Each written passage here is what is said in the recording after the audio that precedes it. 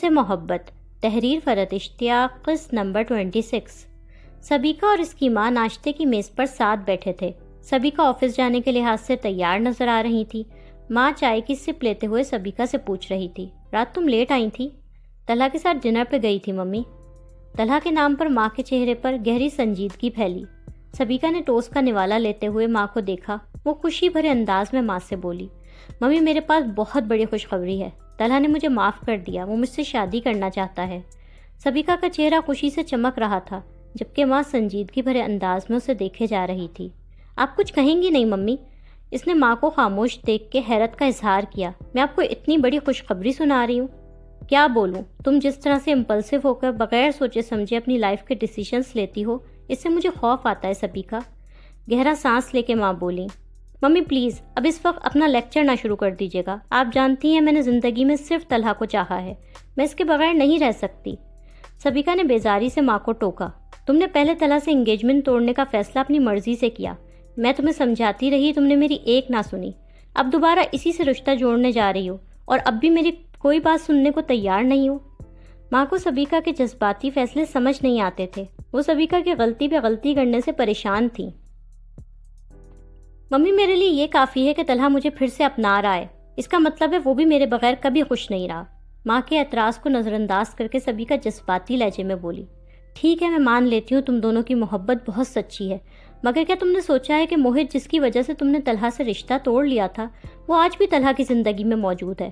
تمہارے ٹیمپرامنٹ نہیں ہے سبیکا، میں ماں ہوں، جانتی ہوں تم میں برداشت کی کتنی کمی ہے، تم موہت کو کیسے ایکسیپٹ کرو گی؟ ماں تمام سچائیاں سے دکھا رہی تھی۔ آپ اس کی ٹینشن نہ لیں، اس بار میں اپنے اور طلحہ کا رشتہ کسی قیمت پر خراب نہیں ہونے دوں گی۔ طلحہ کی خاطر مجھے موہت بھی قبول ہے، میں آپ کو آپ کے سارے اندازے غلط ثابت کر کے دکھاؤں گی۔ سبیکا اس وقت اتنی جذباتی اور خوش تھی کہ وہ کچھ سننا سمجھنا چاہتی ہی نہیں تھی۔ ماں نے گہری سنجیدگی سے سبیکا کو دیکھا۔ سبیکا کچھ خفگی بھرے لہجے میں ماں سے بولی، عابد انکل آپ سے اور ڈیڈی سے بات کرنے آئیں گے، تو پلیز کچھ غلط نہ کیجیے گا، طلحہ چاہتے ہیں ہماری شادی جلد ہو جائے۔ سبیکا کی جذباتی کیفیت دیکھ کے ماں خاموش ہو گئی، مگر وہ بالکل خوش نہیں تھی۔ عابد صاحب اسٹڈی میں لیپ ٹاپ کھولے بیٹھے تھے، وہ کوئی انجینئرنگ ڈرائنگ دیکھ رہے تھے۔ طلحہ سنجیدہ انداز میں اندر آیا، وہ عابد صاحب سے کچھ ضروری اور اہم بات کرنے آیا تھا۔ عابد صاحب نے ایک نظر طلحہ کو دیکھا اور پھر پوچھا، طلحہ لگژری ہاؤسنگ اسکیم کے پروجیکٹ کا کیا ہوا؟ میں ابھی اسی کا پروپوز پلان دیکھ رہا تھا۔ بابا پروجیکٹ کی بات ہم بعد میں کریں گے، ابھی مجھے آپ سے کچھ ضروری بات کرنی ہے۔ طلحہ عابد صاحب کے برابر میں صوفے پر بیٹھ گیا۔ عابد صاحب نے آنکھوں پر سے چشمہ اتار کے طلحہ کو بغور دیکھا۔ بولو بیٹا، نرم لہجے میں طلحہ سے کہنے لگے، بابا میں سبیکا سے شادی کرنا چاہتا ہوں، ہم دونوں نے اس بارے میں سب بات کر لی ہے، ہم دونوں جلد ہی شادی کرنا چاہتے ہیں، آپ آنٹی انکل سے مل کے شادی کی اسی مہینے کی کوئی ڈیٹ طے کر لیں۔ طلحہ باپ سے اجازت نہیں لے رہا تھا، بلکہ مہذب انداز میں اپنا فیصلہ انہیں سنا رہا تھا۔ تم نے اچھی طرح سوچ سمجھ لیا ہے۔ سبیکا نے منگنی کو تو مذاق سمجھا تھا، منگنی توڑ کے پھر سے رشتہ جوڑنے پیچ اپ کرنے آ گئی۔ منگنی توڑنے پہ پیچ اپ ہو سکتا ہے، شادی توڑنے پہ نہیں۔ عابد صاحب دکھ بھرے چہرے کے ساتھ بیٹے کو سمجھانے کی ایک آخری کوشش کر رہے تھے۔ ان کا لہجہ پرشفقت تھا، وہ سبیکا اور طلحہ کی شادی کے بالکل حق میں نہیں تھے۔ بابا ہم دو میچور لوگ ہیں اور ہم دونوں نے بہت سوچ سمجھ کے یہ فیصلہ کیا ہے۔ خوش ہو تم اپنے اس فیصلے پر؟ وہ گہرا سانس لے کے اداسی سے پوچھ رہے تھے۔ ہاں خوش تو ہوں، مگر خوش سے بھی زیادہ مطمئن ہوں۔ بیکار کی سوچوں کو خود پر حاوی کر کے ایک غلط فیصلہ کر رہے ہو تم، وہ براہ راست طلحہ کی آنکھوں میں دیکھ کے بولے۔ طلحہ نے ان سے نظریں کترائیں، مگر ٹھیک ہے، تم بچے تو ہو نہیں جس سے میں جبراً فیصلہ بدلوا سکوں، جیسی تمہاری مرضی۔ عابد صاحب افسردگی سے بولے، تھینک یو بابا۔ طلحہ جان بوجھ کے باپ کے افسردہ چہرے کو نظر انداز کر رہا تھا۔ موہت کا سوچا ہے؟ وہ اداسی سے کہہ رہے تھے، جیسے اسے یاد دلا رہے ہوں کہ سبیکا کو موہت سے پرابلم تھی اور موہت اسے بالکل پسند نہیں کرتا۔ میں موہت کو سمجھا دوں گا، بچے بہت جلدی تبدیلیوں کو قبول کر لیتے ہیں، ویسے بھی سبیکا بہت بدل گئی ہے، وہ اب موہت کے بارے میں بہت کنسرن رہتی ہے۔ طلحہ نے باپ سے بھی زیادہ خود اپنے آپ کو یہ یقین دلایا تھا کہ سبیکا بدل گئی ہے۔ عابد صاحب نے سنجیدگی سے گردن ہلائی، وہ ناخوش نظر آ رہے تھے۔ طلحہ ان کی ناخوشی دیکھنے کے باوجود خود کو جان بوجھ کے انجان ظاہر کر رہا تھا۔ طلحہ موہت کو منانے پارک لایا تھا، موہت سلائڈ لے رہا تھا، جھولے جھول رہا تھا، وہ طلحہ کے ساتھ انجوائے کر رہا تھا۔ موہت مزہ آیا نا آج؟ اب تو پا سے ناراض نہیں ہونا؟ طلحہ نے موہت کو پیار کرتے ہوئے پوچھا۔ نو پا، اب اس کے بعد میں اور سبیکا آنٹی تمہیں پارک لایا کریں گے۔ سبیکا کے ذکر پر موہت کے چہرے پر ٹینشن ابھری۔ پچھلی دفعہ کی ڈانٹ کی وجہ سے وہ سبیکا کی ڈائریکٹ برائی تو نہیں کر پایا، مگر وہ واضح طور پر اپسیٹ ہو گیا تھا۔ موہت، سبیکا آنٹی بہت اچھی ہیں، وہ میری فرینڈ ہے اور اب وہ تم سے بھی دوستی کر لیں گی۔ پا، مائی فرینڈ روش۔ موہت کی آنکھوں سے صاف ظاہر تھا کہ وہ سبیکا کو بالکل پسند نہیں کرتا۔ روشی کے ذکر پر طلحہ کے چہرے پر بہت زیادہ سنجیدگی پھیلی۔ وہ نرم لہجے میں سے سمجھانے لگا، موہت، تمہاری روش آپی اب اپنی اسٹڈیز میں بزی ہو گئی ہیں۔ جیسے تمہیں اسکول کا بہت سارا کام ملتا ہے نا، انہیں بھی ان کے ٹیچرز بہت سارا کام دیتے ہیں، وہ اب تم سے ملنے نہیں آ سکتی۔ طلحہ موہت کو روشی سے دور کرنے کے لیے تیار کر رہا تھا۔ موہت کے چہرے پہ بے چینی تھی، وہ گمسم سا بیٹھا طلحہ کو دیکھ رہا تھا۔ وہ ماں باپ سے محروم بہت حساس بچہ تھا، اس لیے طلحہ کی پچھلی ڈانٹ کا اثر اب تک ختم نہیں ہوا تھا۔ وہ اب کوئی ضد نہیں کر رہا تھا۔ طلحہ موہت کی ساری کیفیت کو سمجھ رہا تھا، اندر سے بہت دکھی بھی تھا۔ موہت، بعض دفعہ جب ہمارے فرینڈس لائف میں بزی ہو جاتے ہیں تو ہمیں انہیں چھوڑنا پڑتا ہے، اور تمہارے پاس تو میں ہوں، داں ہے، اور پھر اب بہت جلدی ہمارے گھر میں سبیکا آنٹی بھی آ جائیں گی، اور پھر تم بالکل بھی بور نہیں ہوگے۔ طلحہ کی اس بات پر موہت نے خوفزدہ سے انداز میں طلحہ کی طرف دیکھا۔ وہ ٹوٹے ٹوٹے لفظوں میں سوالیہ لہجے میں پوچھ رہا تھا، بیکا آنٹی آر ہاؤس؟ ہاں موہت، میں سبیکا آنٹی سے شادی کر رہا ہوں، بہت جلد وہ بھی اب ہمارے ساتھ رہیں گی۔ طلحہ مسکرا کے موہت کو یہ اطلاع دے رہا تھا۔ طلحہ کی مسکراہٹ میں ایسی جھوٹی ہنسی تھی کہ وہ خود کو بھی یقین دلا رہا تھا کہ وہ خوش ہے۔ موہت کے لیے بہت بری اور ٹینشن والی خبر تھی۔ طلحہ پیار بھری نظروں سے موہت کو دیکھ رہا تھا، مگر موہت اب بہت ڈسٹرب ہو گیا تھا۔ وہ خوف کے مارے کچھ بول نہیں رہا تھا۔ وہ طلحہ اور سبیکا کی شادی کی بات سے پریشان تھا، یہ بات طلحہ کو سمجھ میں بھی آ رہی تھی۔ موہت نے گھر آ کے اپنے آئی پیڈ سے روشی کو ویڈیو کال ملائی۔ وہ طلحہ کی سبیکا سے شادی کی خبر پر بہت پریشان تھا، اس کی آنکھیں آنسوؤں سے بھری تھیں۔ وہ اپنے کمرے میں روشی سے اکیلے میں بات کرنا چاہتا تھا۔ دوسری طرف روشی اپنی اسٹڈی ٹیبل پر بیٹھی سنجیدگی سے اپنے نوٹس بنا رہی تھی۔ روشی جو موہت کو بہت یاد کرتی تھی، اس نے فوراً بے قراری سے کال ریسیو کی۔ وہ خود اب موہت کو کال نہیں کرتی، مگر اس کی کال آئے تو وہ فوراً ریسیو کر لیتی تھی۔ روش، روش، کیا ہوا موہت، تم رو کیوں رہے ہو؟ اس نے گھبرا کے پوچھا۔ روشی کو دیکھ کے موہت نے مزید شدت سے رونا شروع کر دیا، جیسے بچہ ماں کو دیکھ کے روتا ہے۔ روش، آئی مس یو، پا اینگری۔ موہت، پا نے تمہیں ڈانٹا تھا؟ موہت نے گردن ہاں میں ہلائی۔ پا میری بیکا آنٹی، تمہارے پاس ابیکا آنٹی سے شادی کر رہے ہیں موہت؟ موہت زارو خطار روئے چلا جا رہا تھا۔ موہت نے ہاں میں گردن ہلائی۔ وہ روتے ہوئے ضدی اور ناراضگی بھرے لہجے میں بولا، بیکا آنٹی گندی۔ وہ سبیکا کو بالکل پسند نہیں کرتا تھا۔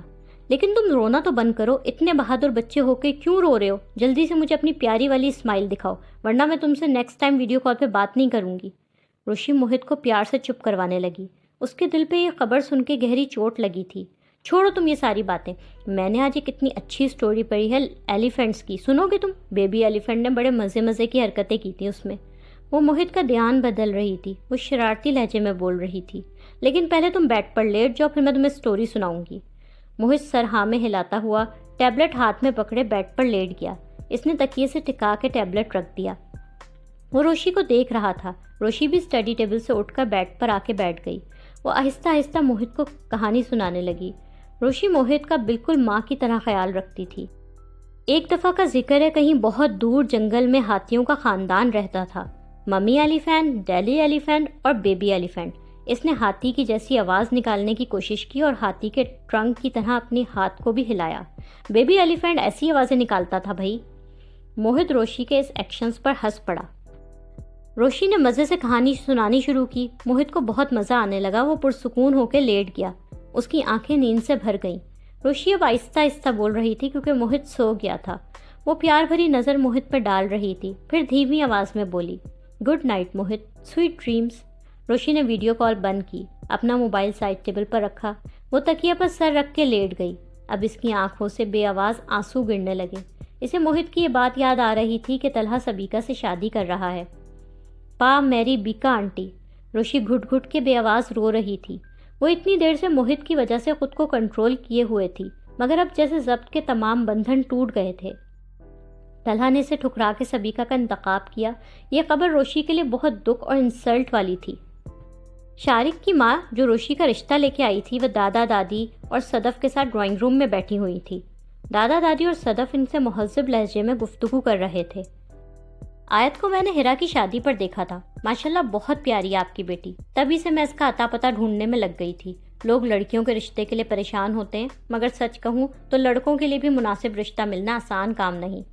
وہ شارق کے بتائے ہوئے جھوٹ یہاں بول رہی تھی۔ وہ مہذب خاندانی خاتون تھی، مگر بیٹے کی ضد کے آگے مجبوراً جھوٹ بول رہی تھی۔ آپ ٹھیک کہہ رہی ہیں، دادی بردباری سے بولی۔ میرا اکلوتا بیٹا ہے ارسلان، اس سے بڑی بیٹی ہے، اس کی ہم شادی کر چکے ہیں۔ میرے شوہر کویت میں ایک اچھی فرم میں انجینئر ہیں، ارسلان بھی سول انجینئر ہے۔ اپنے منہ سے کیا تعریف کروں، مگر ارسلان واقعی بہت قابل اور نیک بچہ ہے۔ آپ چاہیں تو اس کے آفس جا کے اس کے بارے میں معلومات کر لیں، ہمارے گھر آ کے ہمارا رہن سہن دیکھ لیں۔ مجھے ارسلان کے لیے آیت کا رشتہ دے دیں، مجھے وہ دل و جان سے پسند ہے۔ دادا دادی اور صدف نے ایک دوسرے کی طرف سوالیہ نظروں سے دیکھا۔ خاتون مہذب اور اچھی فیملی کی لگ رہی تھی، اس لیے دادا دادی اور صدف سب کو یہی مناسب لگا کہ سوچنے کے لیے وقت لے لیا جائے۔ بہت شکریہ بیٹا، آپ نے روشی کو پسند کیا، مگر ایسا ہے کہ ابھی ہم آپ کو کوئی جواب تو نہیں دے سکتے۔ آیت کی مرضی معلوم کرنا بھی ضروری ہے، اور پھر اس کے والد میرے بیٹے سلیمان سے بھی مشورہ کرنا ہوگا۔ دادی شائستگی سے بولی، آپ ضرور مشورہ کریں، ہم لوگ بے شک آپ لوگوں کے لیے بالکل انجان اور غیر ہیں، مگر آپ جہاں سے چاہیں پتہ کروا لیں، ہم شریف لوگ ہیں۔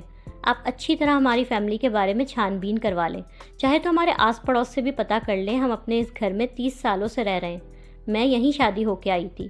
شارق کی ماں تفصیل بتا رہی تھی۔ بیٹا اگر اللہ نے جوڑ لکھا ہوگا تو اسباب بھی بن جائیں گے، رشتے ویسے بھی آسمانوں پر بنتے ہیں۔ جواباً دادا بردباری سے بولے۔ دادی اور صدف روشی کے لیے آئے رشتے کو آپس میں ڈسکس کر رہی تھی۔ چمن بوا بیٹھی سروتے سے چھالیاں کاٹ رہی تھی، ان کا پاندان ان کے سامنے کھلا رکھا تھا۔ دادی صدف سے بولی، خاتون تو خاصی معقول لگ رہی تھی۔ جی امی کافی مہذب اور ڈیسنٹ سی تھیں، مگر بالکل انجان لوگ ہیں۔ اسی وقت روشی اندر داخل ہوئی۔ اس کا موڈ رات موہت سے بات کرنے کے بعد سے بہت زیادہ سنجیدہ تھا۔ چمن بوا اس کو دیکھتے ہی شوق و شریر لہجے میں بولی، آؤ بھائی روشی، بڑے اچھے موقع پر آئیں، تمہارے مطلب کی باتیں ہو رہی ہیں۔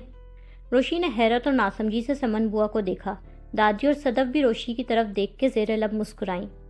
چمن بوا کی بات پر توجہ دیے بغیر روشی نے سب کو سلام کیا۔ اسے کوئی دلچسپی نہیں تھی کہ یہاں کیا بات ہو رہی تھی۔ وعلیکم السلام بیٹا، پوچھو گی نہیں ہوا کیا ہے؟ ارے بھائی تمہارے وظیفے کام آ گئے، رشتہ آیا ہے تمہارے لیے، چمن بوا چھیڑنے والے انداز میں بولی۔ ہیرا کی شادی پر دیکھا تھا ان لوگوں نے تمہیں، لڑکا سول انجینئر ہے، صدف نے روشی کو بتایا۔ سب کا خیال تھا کہ روشی رشتے کی بات سن کر خوشی اور ایکسائٹمنٹ کا اظہار کرے گی، مگر وہ اسی طرح سنجیدہ رہی اور دو ٹوک لہجے میں بولی، ممی پلیز، اب تو میں نے اسٹڈیز کو سیریس لینا شروع کیا ہے، مجھے فی الحال کسی انجینئر، ڈاکٹر، افلاطون کسی میں کوئی انٹرسٹ نہیں ہے۔ روشی سنجیدگی سے بات پوری کرتی ہوئی وہاں سے چلی گئی۔ روشی کے اس دو ٹوک انکار اور خراب موڈ پر تینوں خواتین ہکا بکا سی رہ گئیں۔ دادی اور صدف کی گہری پرسوچ نظریں وہاں سے جاتی ہوئی روشی پر تھیں۔ چمن بوا بے ساختہ صابگو لہجے میں بولی، اے لو، اسے کیا ہوا؟ کل تک تو شادی کے لیے اتاولی ہوئے جا رہی تھی، آج رشتے کے نام سے ہی بدک گئی۔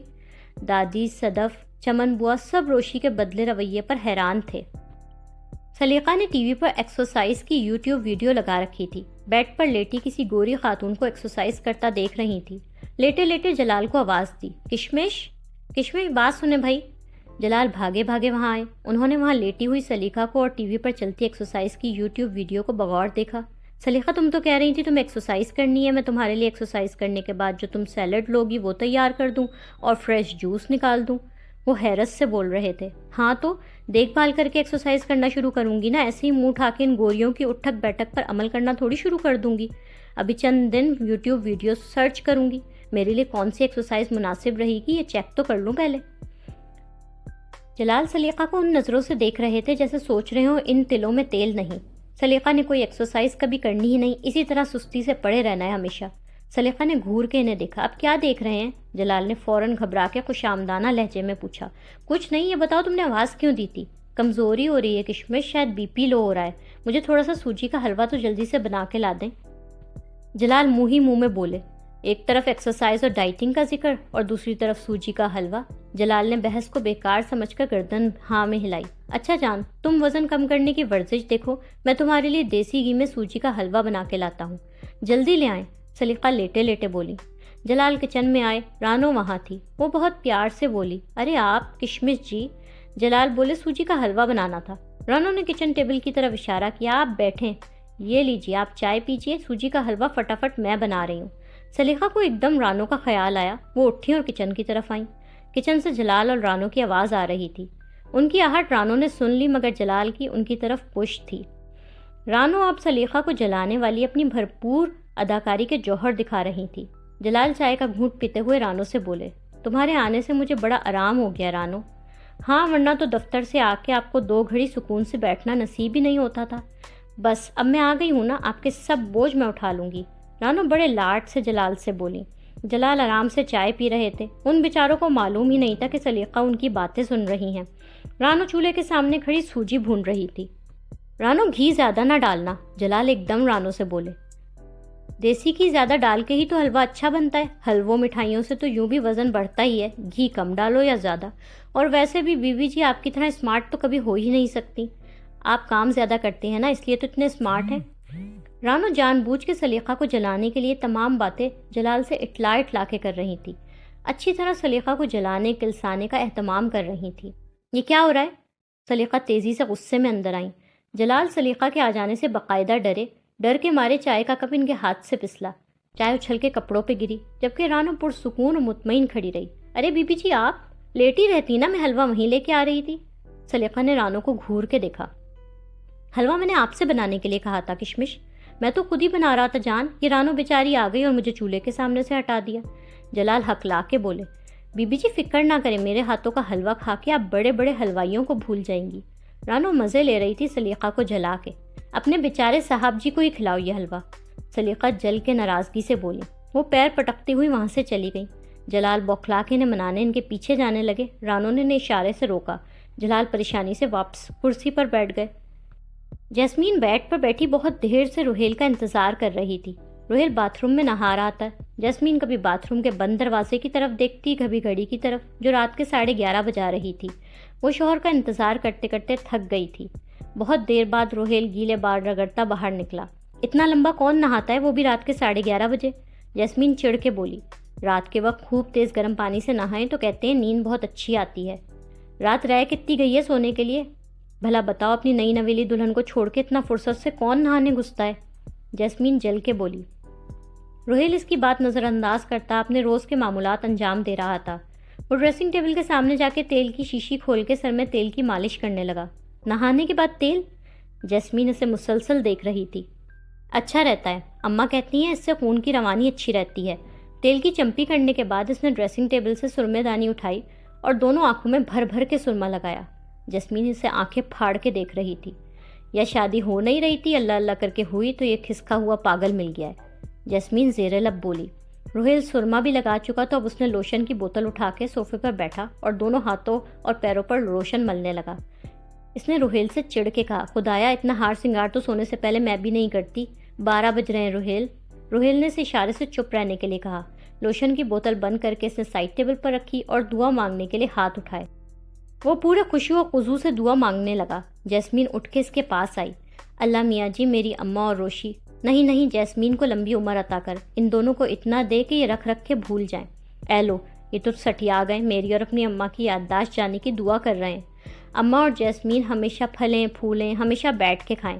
بیٹھ کے تو یا جیل میں کھاتے ہیں یا ہاتھ پاؤں سے معذور ہو کے، کوئی عقل کی دعا کر لیں۔ روہیل دعا مانگنے میں مشغول تھا، وہ جیسمین کی بات سن ہی نہیں رہا تھا۔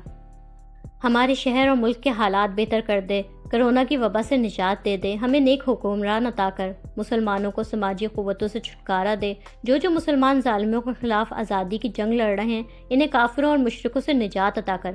اس سے پہلے کہ آپ تلوار اٹھا کے قابضوں کے قبضے سے مسلمان ملکوں کو آزاد کروانے سرحدوں پر لڑنے چلے جائیں، واپس آ جائیں۔